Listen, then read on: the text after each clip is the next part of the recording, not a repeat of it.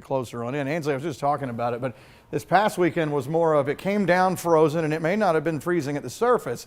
Now it's like the opposite almost, right? Yeah, I mean, this is a little bit more of a larger scale, more complex event. So I kind of want to take you into the background of what's actually going on here at the larger scale. So we're going to look at the long range models like Ben just showed you, but in a little bit of a wider picture. So what's going on here?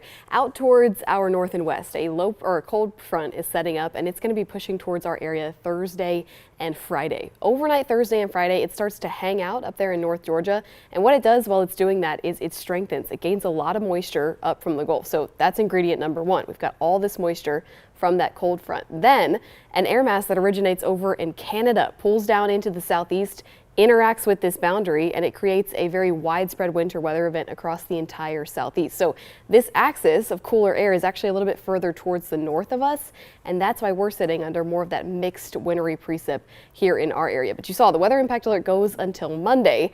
There's still a little bit of a concern as we head into the early work week that there could be some refreezing as we head into early Monday morning. So this is what it looks like when we have different snowfall coming into different levels of the atmosphere. We're sitting in that middle category, freezing rain to potentially sleet from time to time. Our air in different levels of the atmosphere is going to be too warm to support actual snowfall, but at the surface, this air, once it comes into contact with these raindrops, is actually going to be cold enough to freeze it on contact. That's why we're talking about a little bit more of an ice concern heading into the weekend.